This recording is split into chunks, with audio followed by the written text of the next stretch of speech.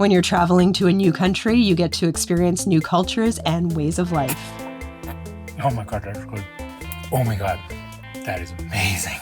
These amazing experiences are what travel is all about. But if you're not prepared, you can end up with unpleasant surprises.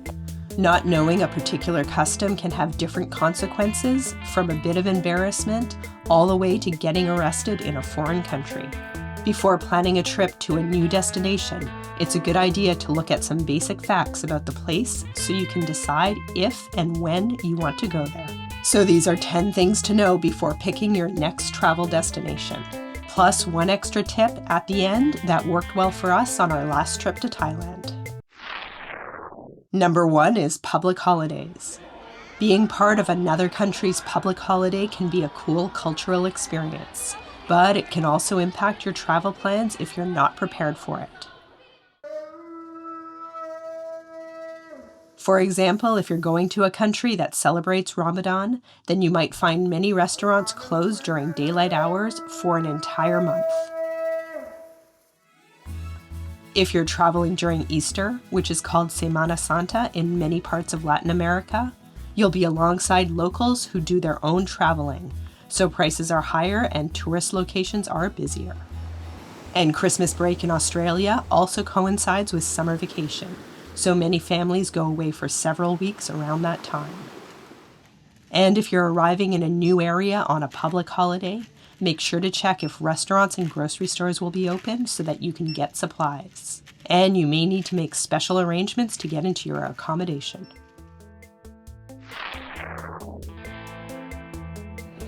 Make sure to check the entry requirements for the country you're planning on visiting based on the passport that you're using. If you need to apply for an electronic visa, that might only take a few days. But if you need to go to a consulate, that can take a lot longer. There are often scam websites that offer e-visas, so make sure you're on the official government website and not a third-party one. And then know how long you're allowed to stay in the country. You might have to show proof of onward travel.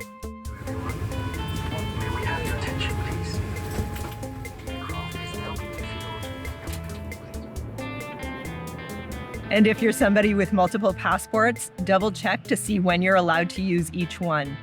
Don't assume you can use the passport that seems the most convenient.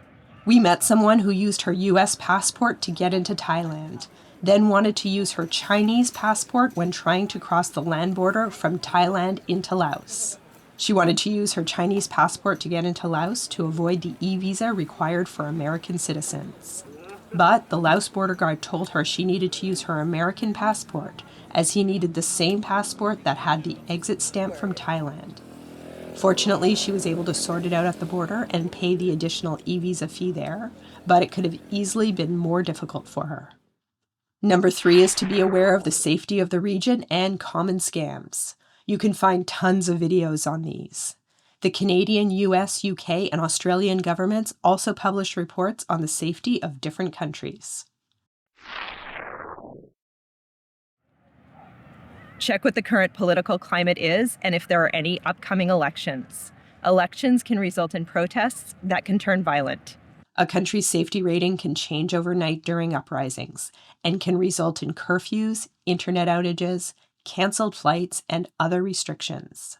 We recommend following the news of the countries you're thinking of visiting using reputable, globally recognized organizations. On to number 5, climate. Know when hurricanes, monsoons, typhoons, blizzards, sandstorms, and other weather events are more likely to happen. All of these can make travel more difficult and potentially threaten your health and safety. Be aware of the illnesses that you can be exposed to in different parts of the world. You might be able to take medications or get vaccines to reduce your risk, or maybe take other precautions. For example, you may want to wear mosquito protective clothing to reduce your risk of contracting dengue fever, get anti-malarial medication, or get vaccinated against Japanese encephalitis. Some countries may also require proof that you've had a yellow fever vaccine to enter.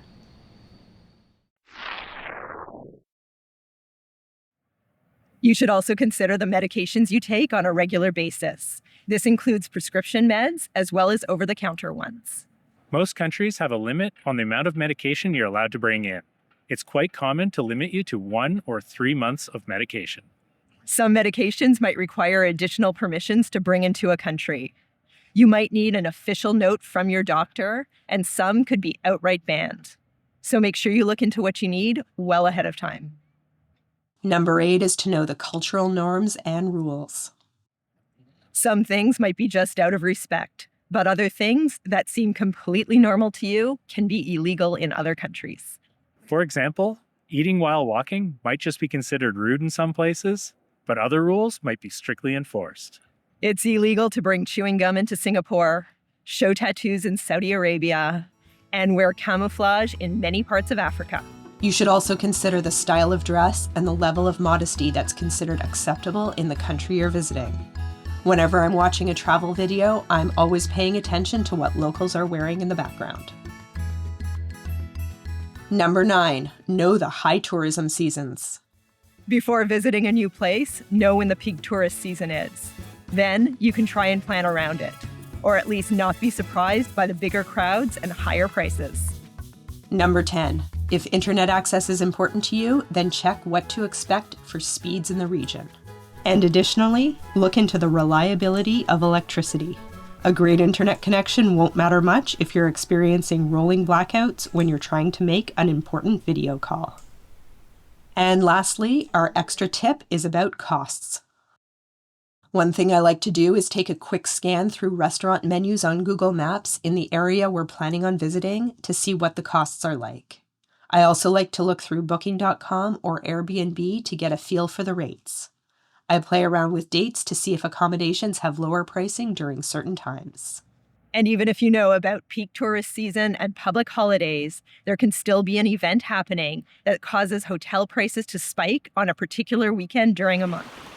Last year, when we were planning to visit Koh Phangan in Thailand, we found the hotels to be very expensive. Then we realized a full moon party was happening the weekend we were looking to book. We delayed our trip by a few days and got much more reasonable pricing. And that's our list of 10 things to consider before selecting your next travel destination. If you have any other tips, please share them with us in the comments. Thanks for watching and check out this video.